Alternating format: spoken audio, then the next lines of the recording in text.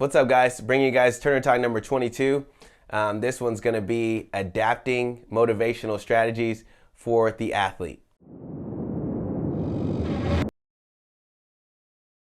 Okay, so this topic was suggested by John Lynch, and he was really wanting to know how to, or maybe just get some more insight from me on how to adapt strategies based on the individual athlete for motivation. And man, I'm really glad John brought this up because it's important. You can't just use the same motivational strategies with every single athlete because everybody ticks differently. And so obviously he's figured that out a little bit. So the first thing that I want to say is the obvious: everyone is an individual and everyone has different things that they've gone through in their life, and they've been conditioned different ways, and they've had different traumas and all kinds of things. So everybody's a different person. So you want to make sure that you're curating your strategies specifically for those people, okay? And the way that you do that is, first thing you got to do is you got to learn the athlete. Okay, learn your athletes by talking to them, and obviously you're gonna have practice times and things like that. But outside of practice, before practice, after practice, in between, like during breaks and stuff like that, make sure you're talking to your athletes. Goof around with them. Figure out what makes them laugh. Figure out what makes them tick, because that's gonna help you understand how to motivate them when things get tough. Right? Some athletes you can just get on them, like, come on, you got to do this, this, and this, and they'll respond to that. Others will shut down. Okay, and you might have to go over to those athletes and just kind of talk to them, whisper to them, hey, come on, man, you can do this. Come on, girl, get up, let's go. Stuff like that. So it just depends on the athlete.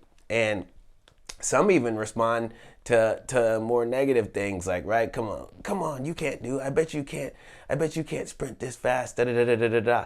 And then they'll want to prove you wrong. So it just depends on that person specifically. And so, like I said, you want to make sure you're talking to your athletes and learning them, so you can help to understand how to personalize your techniques based on those people. Okay, and a lot of it's going to be trial and error, right? And at the end of the day, and this is the most important thing, I think, and I don't know if I think I was supposed to go through some points, but I can't remember if I did or not, but oh well. So I think the most important thing overall is that you care about the athletes.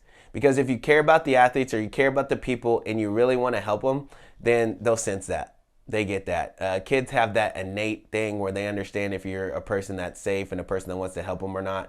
And then also, every person has that where they kind of understand, this person has my best interest at heart. So even if they do things and make mistakes, because we will, as coaches, we're going to make mistakes because we're not perfect either. We're helping these athletes develop and get better, and we're still getting better ourselves, man. I'm 32 years old. I don't know everything. So, but I'm helping this person develop, and I'm doing my best to give them what they need to be successful. And a lot of that, like I said, is going to be just the fact that you care about them and you want them to succeed and you want them to be better. They're going to get that from you, and they're going to be motivated just by the fact that you want to spend so much time with them. You're giving them so much of your time and your energy and your love and all these things, right? So yeah, you definitely need to continue to develop as a coach, but a lot of coaching is innate anyway. And that's why you're probably a coach now, because you have those innate qualities that make you want to be a coach. You have a huge passion for your sport. You want to give back. You're probably a good communicator and things like that. So all these things are innate, but you can still go to little things and develop. I think OSU's having a coaching clinic. I was looking at going that.